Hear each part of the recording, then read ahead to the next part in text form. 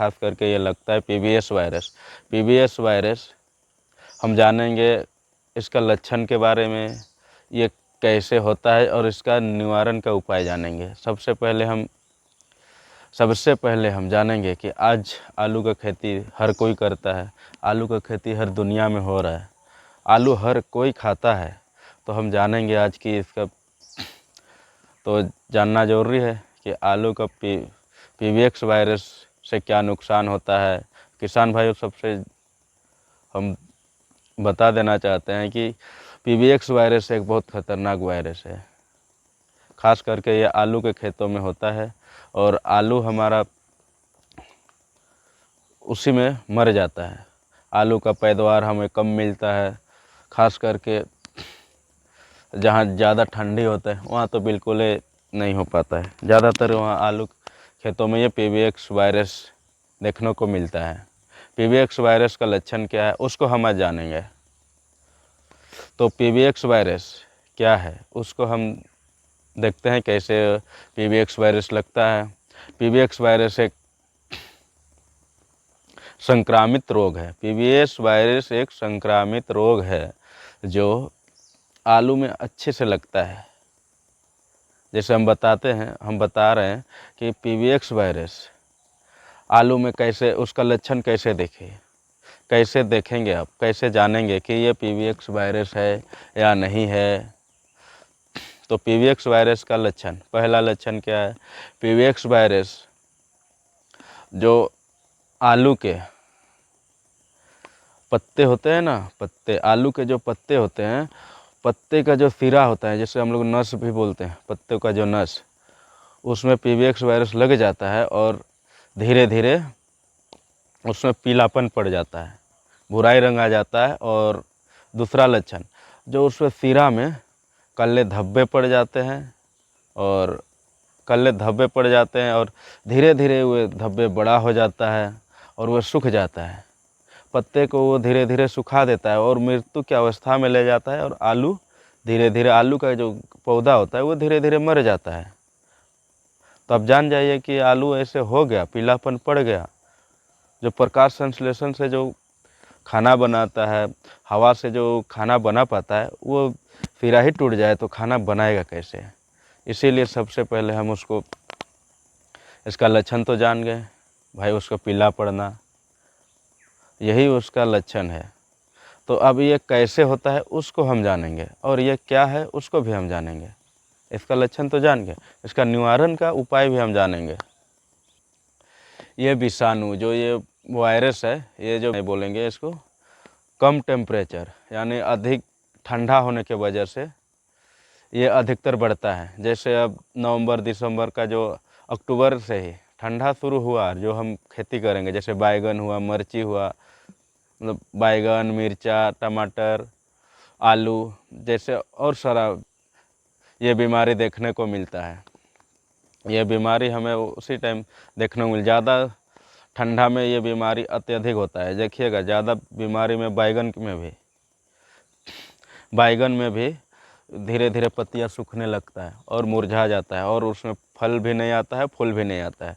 और उसमें हर जगह पानी, यानी कि उसका खाना नहीं पहुंच पाता है, इसलिए उसमें आलू में तो कंद आता नहीं है, पहले ही पौधा मर जाता है। पौधा रहेगा तब ना आलू का कंद बड़ा हो जाएगा। जैसे बैगन का पत्ता ही नहीं रहेगा तो फलेगा फूलेगा कहाँ से? आता है तो उसमें भी विषाणु बनता है और वह विषाणु हमारा जो अच्छा फसल होता है उसमें भी लग जाता है। इसलिए आप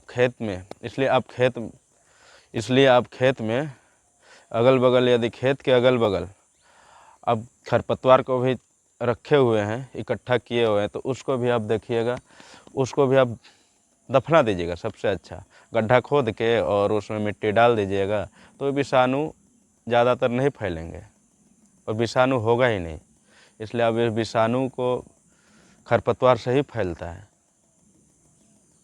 अब हम जानेंगे इसको कैसे रोका जाए, इसका क्या क्या प्रक्रिया है कि इसको कम किया जा सकता है और क्या क्या इसमें दवा डालेंगे, क्या क्या करेंगे तब क्या क्या दवा डालेंगे, कैसे कैसे इसको रोका जाए, उसका उपाय हम जानते हैं। चलिए अब देखते हैं इसका उपाय क्या है, कैसे है। उसको हम आपके आता है दवा, एक नहीं 2-3 दवा आता है मार्केट में, उसको आप ले लेंगे और उसको उपचारित करके ही इसको रोपें, ताकि ये पहले से जो बैक्टीरिया है वह मर जाए, जो विषाणु है वह मर जाए। जैसे आलू ही ले लेते हैं, मान के चलिए आलू में हम लोग का जो सड़ा हुआ आलू रहता है उसमें भी विषाणु रहता है, वो हम उसी को हम बुआई कर दें तो वो धीरे धीरे सड़ जाएगा और उसके विषाणु जो है वो बाहर आ जाएंगे और हर पौधे में लग जाएंगे। इसलिए बीज से भी होता है। और दूसरा है कि आलू के साथ ये टमाटर और आलू को एक साथ ना लगाएं। यदि आलू आप रोप रहे हैं तो उसमें आलू के अगल बगल टमाटर की खेती ना करें, अन्यथा उसमें ज़्यादा तेज़ी से वह बढ़ जाता है, टमाटर में भी ज़्यादा लग जाता है और वही विषाणु हमारे आलू में भी जल्दी आ जाता है। इसलिए टमाटर और आलू को एक साथ ना बोएं, एक अगल बगल आमने सामने ना बोएं।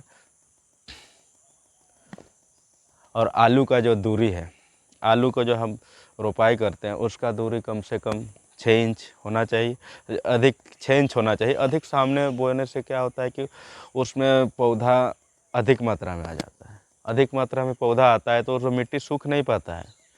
मिट्टी जब सूख नहीं पाता है तो उसमें फंगिसाइड होने का भी चांसेस रहता है, बहुत ज़्यादा हो जाता है। मिट्टी सूखना चाहिए, हल्का नमी रहे तो फिर पानी सिंचाई कर देना चाहिए हमें।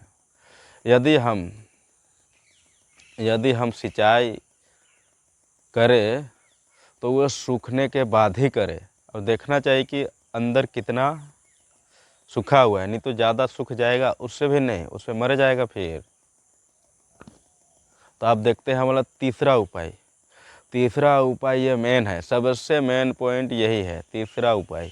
अब देखिए तीसरा उपाय क्या है कि आलू का खेती में, आलू खेती कर रहे हैं आप तो सब तीसरा उपाय जानना बहुत ज़रूरी है, क्योंकि तीसरा उपाय में ही आलू का खेती होगा नहीं होगा ये तीसरा ही उपाय ही बताएगा।